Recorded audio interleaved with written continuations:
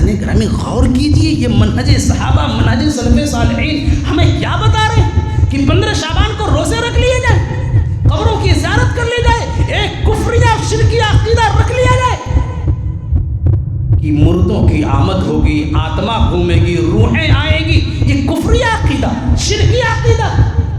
ہم اس عقیدے کے ساتھ زندگی گزاریں اور یہ کہیں کہ عمل صالح کر رہے ہیں، غلط ہے عزیزان گرامی. ابھی 15 شعبان آتے آتے مسلم محلوں میں ڈھیر سارے خرافات رچے جائیں گے، اور کس نام سے؟ عبادت کے نام پر، جبہ دستار کے نام پر، عبادت کا خول پہن کر کے، اچھا لباس پہن کر کے یہ باور کرانے کے لیے ہم تو عبادت کر رہے ہیں، ہم تو روزہ کر رہے ہیں، ہم تو قبر کی زیارت کر رہے ہیں، ہم تو گھروں کی صفائی کر رہے ہیں، اور ہم تو مردوں کے احترام کے لیے ساری چیزیں کر رہے ہیں. عزیزان گرامی 15 شعبان کو خصوصیت کے ساتھ روزہ رکھیں گے. جب مولوی صاحب یہ کہہ دیں گے یہ بدعت ہے تو کہیں گے اب روزہ رکھنا بھی بدعت ہو گیا، روزہ رکھنا بھی بدعت ہو گیا، قبروں کی زیارت کرنا بھی بدعت ہو گئی، اس رات خصوصیت کے ساتھ تلاوت کرنا بھی بدعت ہو گئی. کیا گھروں کی صفائی کرنا بھی غلط ہو گیا؟ نہ قرآن کی تلاوت کرنا غلط ہے، نہ گھروں کی صفائی کرنا غلط ہے، نہ قبروں کی زیارت کرنا غلط ہے، نہ روزے رکھنا غلط ہے، نہ نماز پڑھنا غلط ہے. ہاں غلط اس معنی کر کے ہے کہ یہ ساری چیزیں سنت نبوی کے اندر 15 شعبان کی خصوصیت کے ساتھ نہیں پائی جاتی. مسجد میں پہنچا اور کچھ لوگ بیٹھے ہوئے تھے، حلقہ بنا کر کے، گول دائرہ بنا کر کے بیٹھے ہوئے تھے، اور اس میں سے ایک انسان نمایاں تھا، جیسے کرسی پر بیٹھا ہوا انسان ظاہر ہوتا ہے، نمایاں ہوتا ہے، اور سارے لوگوں کے ہاتھ میں 100 کنکریاں تھیں، 100 کنکریاں. وہ کرسی پر وہ نمایاں شخص بیٹھا ہوا لوگوں سے یہ کہہ رہا ہے 100 مرتبہ الحمدللہ کہو، 100 مرتبہ سبحان اللہ کہو، 100 مرتبہ اللہ اکبر کہو، 100 مرتبہ لا الہ الا اللہ کہو. ابو موسیٰ اشعری رضی اللہ تعالیٰ عنہ کہتے ہیں جب میں نے اس طریقے کو، اس کیفیت کو دیکھا تو میں دوڑے ہوئے عبداللہ بن مسعود رضی اللہ تعالیٰ عنہ کے پاس گیا، اور عبداللہ بن مسعود رضی اللہ تعالیٰ عنہ سے میں نے کہا ابو عبد الرحمن بڑی عجیب و غریب چیز آج میں نے دیکھی ہے. کہا کیا دیکھا؟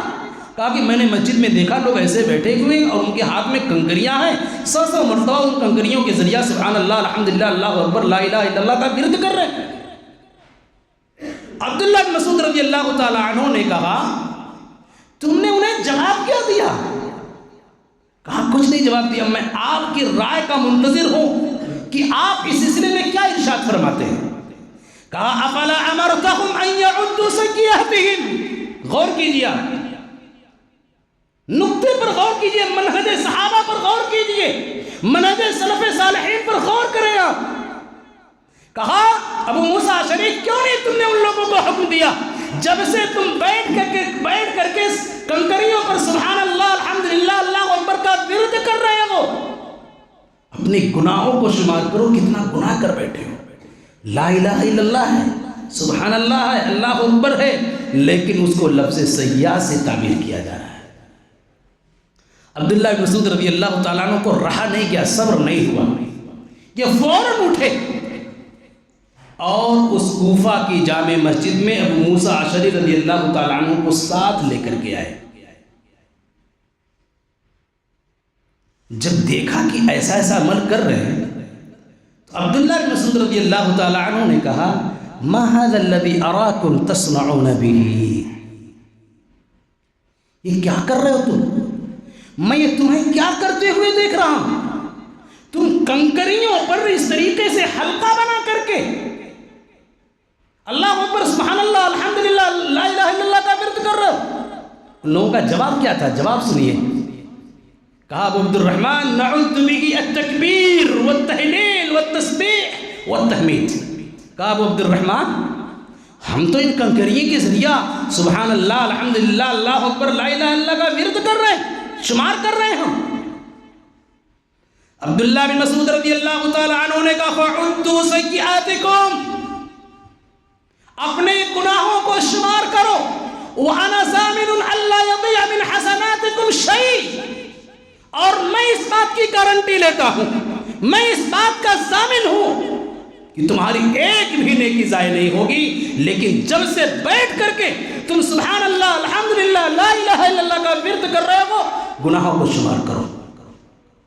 اس کے بعد عبداللہ بن مسعود رضی اللہ تعالی عنہ نے کہا ویحکم یا امت محمد، امت محمدیہ تم پر افسوس۔ یہ کون سا زمانہ ہے؟ صحابہ کرام کا زمانہ، تابعین کا زمانہ۔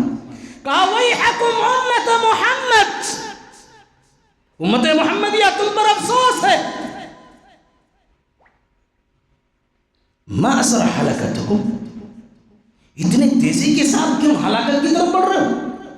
اتنی تیزی کے ساتھ تم بربادی کی طرف جا رہے ہو؟ اتنی تیزی کے ساتھ تم خرافات کی طرف جا رہے ہو؟ ہؤلاء اصحابہ متوافرون، ابھی نبی صلی اللہ علیہ وسلم کے صحابہ بہت زیادہ تعداد میں اس روئے زمین پر موجود ہیں۔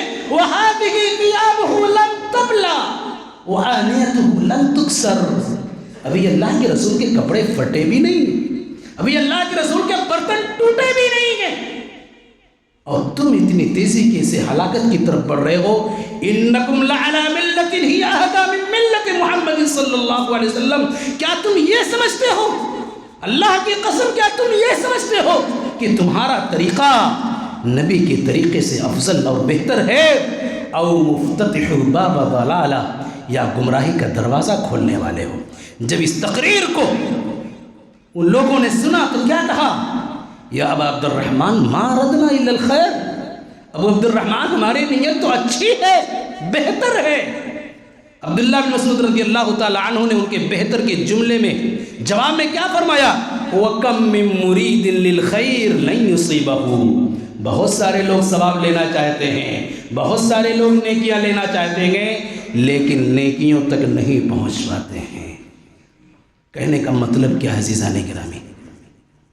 کہنے کا مطلب صرف یہ ہے کہ یہاں لا الہ الا اللہ کا پاکیزہ جملہ تھا، سبحان اللہ کا پاکیزہ جملہ تھا، الحمدللہ کا پاکیزہ جملہ تھا، پھر بھی عبداللہ بن مسعود رضی اللہ تعالی عنہ نے نکیر کیوں کی؟ ہلاکت سے کیوں تعبیر کیا؟ گناہ سے کیوں تعبیر کیا؟ اس لیے کہ یہ نبی صلی اللہ علیہ وسلم کے طریقے کے مطابق نہیں ہے۔ شعبان کا مہینہ چل رہا ہے، بطور مثال میں بیان کر رہا ہوں، یہ ابھی 15 شعبان آتے آتے مسلم محلوں میں ڈھیر سارے خرافات رچے جائیں گے، اور کس نام سے؟ عبادت کے نام پر، جبہ دستار کے نام پر، عبادت کا خول پہن کر کے، اچھا لباس پہن کر کے، یہ باور کرانے کے لیے ہم تو عبادت کر رہے ہیں، ہم تو روزہ کر رہے ہیں، ہم تو قبر کی زیارت کر رہے ہیں، ہم تو گھروں کی صفائی کر رہے ہیں، اور ہم تو مردوں کے احترام کے لیے ساری چیزیں کر رہے ہیں۔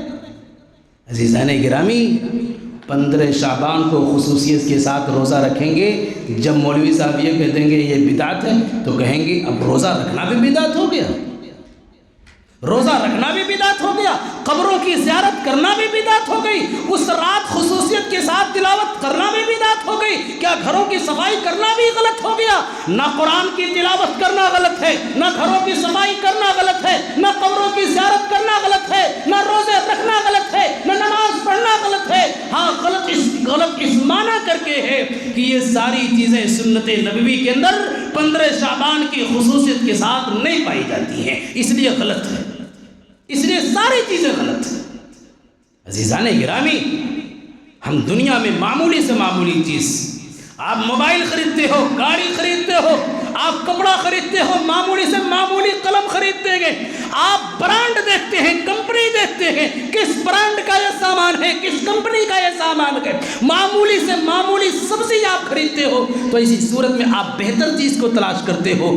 آپ اخروی زندگی کے باب میں جب عبادت کرنے کی بات آتی ہے تو نبی صلی اللہ علیہ وسلم کے برانڈ کو نہیں تلاش کرتے ہیں، نبی صلی اللہ علیہ وسلم کے طریقے عمل کو کیوں نہیں تلاش کرتے ہیں کہ عبادت کرنے کے باوجود ہم خسارے میں ہوں گے، عبادت کرنے کے باوجود ہم نقصان میں ہوں گے، عبادت کرنے کے باوجود یہ عبادت ہمارے لیے وبال جان ثابت ہو سکتی ہے۔ ہم دنیاوی زندگی میں تو برانڈ تلاش کرتے ہیں، لیکن جس عبادت پر ہماری کامیابی کا انحصار اور دار و مدار ہے، اس میں ہم برانڈ تلاش نہیں کرتے، ہم نہیں غور کرتے۔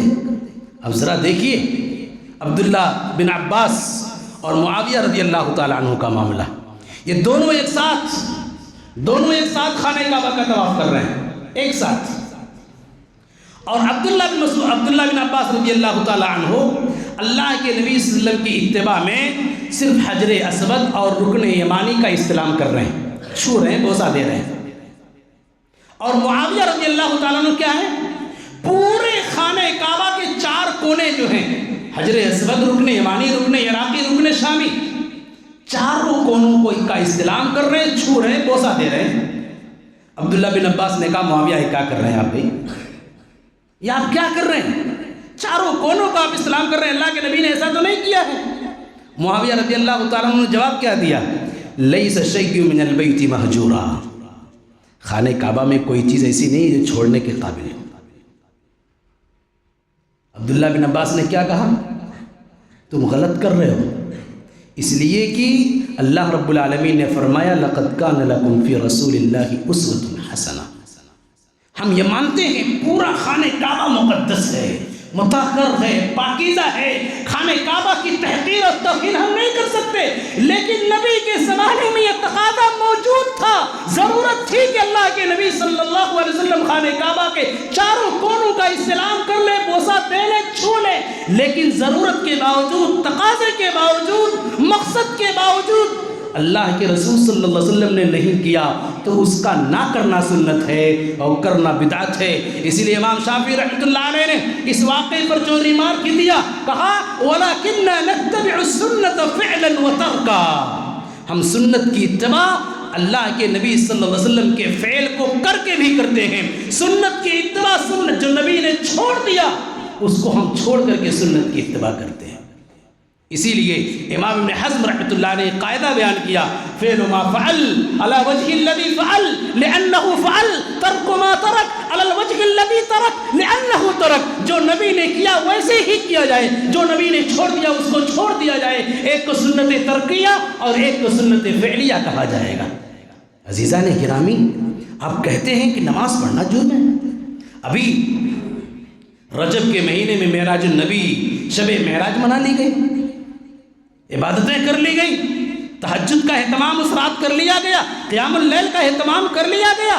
یقیناً اصل کے اعتبار سے قیام اللیل پڑھنا کار ثواب ہے، لیکن جو وجہ آپ نے تلاش کیا ہے، جو سبب آپ نے تلاش کیا ہے، وہ سبب نبی کے زمانے میں موجود تھا لیکن نبی نے نہیں کیا۔ اسی لیے امام ابن تیمیہ رحمۃ اللہ علیہ نے قاعدہ بیان کیا ہے کہ جس چیز کا تقاضا، جس چیز کی ضرورت دور نبوی میں موجود تھی اور اس عمل کو کرنے کے لیے کوئی رکاوٹ، کوئی معنی بھی موجود نہیں تھی، اس کے باوجود اللہ کے رسول صلی اللہ علیہ وسلم نے اس کو نہیں کیا، تو اس کا نہ کرنا سنت ہے اور اس کا کرنا بدعت ہے۔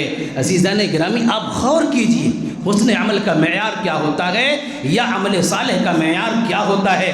حضرت علی بن ابی طالب رضی اللہ تعالی عنہ، امام الصاغانی نے شرح المجمع کے اندر اس روایت کو پیش کیا، واقعے کو پیش کیا کہ علی بن ابی طالب رضی اللہ تعالی عنہ مصلی یعنی عیدگاہ کے اندر تشریف فرما ہے، اور آپ جانتے ہیں عیدگاہ کے اندر نماز عید سے پہلے یا بعد میں کوئی نماز نہیں۔ ایک شخص پہنچا اور نماز عید سے پہلے اس نے نیت باندھ لیا نماز پڑھنے کی۔ علی بن ابی طالب رضی اللہ تعالی عنہ نے اس کا دامن پکڑا اور کھینچ کر بیٹھانا چاہ کے بیٹھو، لیکن وہ زبردستی 2 رکعت پڑھ لیا۔ 2 رکعت پڑھنے کے بعد اس نے کہا امیر المومنین، لگتا میں تو اتنا جانتا ہوں نماز پڑھنا کوئی جرم نہیں ہے، لیکن یہ معلوم ہوتا کہ آپ کی حکومت میں نماز پڑھنا جرم ہے۔ علی بن ابی طالب رضی اللہ تعالیٰ عنہ مسکرائے اور کہا کہ میرے حکومت میں مجھ سے پہلے کسی زمانے میں نماز پڑھنا جرم نہیں ہے، لیکن جو تم نماز پڑھ رہے ہو فَصَلَاتُكَ عَبَثًا وَالْعَبَثُ حَرَام، یہ تمہاری نماز عبث ہے، بیکار ہے، اور عبث کام حرام ہے۔ انی اخاف ان يعذبك لمخالفتك لنبيه، لیکن مجھے ڈر ہے نبی کی مخالفت کی وجہ سے تم کو عذاب سے دوچار نہ ہونا پڑے۔ نماز تو پڑھ رہے تھے کہہ دیں گے لوگ نماز پڑھ رہے کیا غلط کام کیا ہے؟ غلط کیا ہے اس لیے کہ نبی نے اس نماز کو اس وقت نہیں پڑھا تو آپ کیوں پڑھیں گے؟ سعید بن مسیب رحمۃ اللہ علیہ کا اس واقعے کو آپ دیکھیں کہ فجر کی اذان ہو گئی، فجر کی اذان کے بعد آپ صرف 2 رکعت سنت پڑھ سکتے ہیں، اس کے علاوہ آپ کچھ نہ کوئی نماز نہیں پڑھ سکتے سوائے 2 رکعت فرض کے۔ سعید بن مسیب رحمۃ اللہ علیہ موجود ہیں اور ایک شخص اذان ہو گئی فجر کی اور 2 رکعت سنت پڑھ لیا، 2 رکعت سنت کے بعد مزید اٹھا 2 رکعت پڑھ لیا، پھر اٹھا کے اور زیادہ نفل پڑھ لے۔ سعید بن مسیب رحمۃ اللہ علیہ نے پکڑ کر کے بیٹھایا، کہا بیٹھو، کیا تم جانتے نہیں ہو کہ اللہ کے نبی صلی اللہ علیہ وسلم نے منع کیا ہے کہ فجر کی سنت کے بعد مزید نفل کا اہتمام کرنا فرض نماز سے پہلے اللہ کے نبی نے منع کیا ہے؟ اس نے کہا کیا نماز پڑھنا بھی جرم ہے؟ میں نماز ہی تو پڑھ رہا ہوں اور کیا کر رہا ہوں؟ سعید بن مسیب رحمۃ اللہ علیہ نے کہا کہ ممکن ہے اللہ رب العالمین سنت نبوی کی مخالفت کی وجہ سے تم کو عذاب دے دے۔ عزیزان گرامی غور کیجئے، یہ منہج صحابہ، منہج سلف صالحین ہمیں کیا بتا رہے ہیں کہ 15 شعبان کو روزے رکھ لیے جائیں، قبروں کی زیارت کر لی جائے، ایک کفریہ شرکیہ عقیدہ رکھ لیا جائے کہ مردوں کی آمد ہوگی، آتما گھومے گی، روحیں آئیں گی، یہ کفریہ عقیدہ، شرکیہ عقیدہ۔ ہم اس عقیدے کے ساتھ زندگی گزاریں اور یہ کہیں کہ عمل صالح کرنا غلط ہے۔ عزیزان گرامی اب غور کریں، امام مالک رحمۃ اللہ علیہ کے پاس، امام مالک رحمۃ اللہ علیہ کے پاس ایک سائل آتا ہے اور سوال کرتا ہے کہ میں عمرہ کرنا چاہتا ہوں لیکن عمرہ کرنے میں میں احرام مقام ذوالحلیفہ پر باندھنے کے بجائے مسجد نبوی سے باندھنا چاہتا ہوں۔ امام مالک رحمۃ اللہ علیہ نے کہا انی اخشى علیک الفتنہ، انی اخشى علیک الفتنہ، تم مقام ذوالحلیفہ کو چھوڑ کر کے مسجد نبوی میں احرام باندھنا چاہتے ہو، مجھے ڈر ہے کہ تم فتنے میں مبتلا ہو رہے ہو۔ اس نے کہا اس میں فتنے کی کون سی بات ہے؟ اس میں فتنے کی کون سی بات ہے؟ امام مالک رحمۃ اللہ علیہ نے کہا وَأَيُّ فِتْنَةٍ أَعْظَمْ مِنْ أَنَّكَ تَرَى سَبَقْتَ فَضِيلَةً قَصُرَ عَنْهَا رسول اللہ صلی اللہ علیہ وسلم۔ اس سے بڑا فتنہ کیا ہو سکتا ہے؟ تم ایک ایسی فضیلت کو کرنے جا رہے ہو اور تم یہ سمجھتے ہو اس فضیلت سے اللہ کے رسول محروم تھے، نعوذ باللہ من ذالک۔ نبی پر شریعت نازل ہو رہی ہے، کہنے کا مقصد صرف ہے عزیزان گرامی ہم اور آپ حسن عمل کے معیار کو جانیں۔ عمل صالح کا معیار کیا ہوتا ہے؟ کون سی نیکی اللہ رب العالمین کے ہاں مقبول ہوگی؟ اس خوبی کو جب تک سمجھیں گے نہیں، ہماری عبادتیں، ہمارے اعمال کبھی بھی سنت کے مطابق نہیں ہو سکتے۔ جب ہم جانیں گے تب اسی اعتبار سے نماز پڑھنے کی کوشش کریں گے۔ کتنے سارے لوگ ہیں چلے گئے دنیا سے، بہت سارے لوگ ہیں نمازیں پڑھ رہے ہیں لیکن آج بھی ان کی نماز سنت نبوی کے مطابق نہیں ہو سکی۔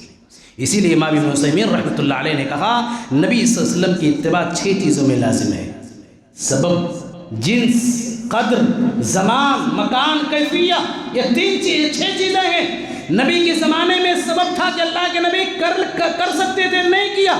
نبی کے زمانے میں جتنا نبی نے کیا اتنا ہی کیا جائے، جو عبادت جب کیا تب کیا جائے، ایسا نہیں جب چاہا عبادتیں کر لی جائے۔ بہت سارے لوگ آئیں گے تو کہہ دیں گے ارے بھی اللہ کے رسول نے منع بھی تو نہیں کیا ہے، اللہ کے رسول نے منع بھی تو نہیں کیا ہے۔ یاد رکھیں عزیزان گرامی، اگر اس جواب کو آپ ڈھونڈیں گے اللہ کے رسول نے منع نہیں کیا ہے تو دنیا کی تمام بدعتوں کو گویا کہ آپ نے سند جواز عطا کر دیا۔ اس لیے اللہ کے رسول صلی اللہ علیہ وسلم نے جو کیا ہے اسے کیا جائے، جو چھوڑ دیا اسے چھوڑ دیا جائے۔ دوبارہ میں حفاظ کرام اور حفاظ کرام کے معلمین، محفظین، ادارے کی انتظامیہ کو مبارکباد پیش کرنا چاہتا ہوں کہ آپ اس طریقے کا پروگرام رچاتے ہیں۔ اللہ رب العالمین آپ کو برکت دے، آپ کی عمر میں برکت دے، آپ کی صحت میں برکت دے، اور ان بچوں کو، ان حفاظ کرام کو آپ کے لیے ذخیرہ آخرت بنائے۔ آمین تقبل یا رب العالمین۔ اقول قولی ھذا واستغفر اللہ لی ولکم ولسائر المسلمین۔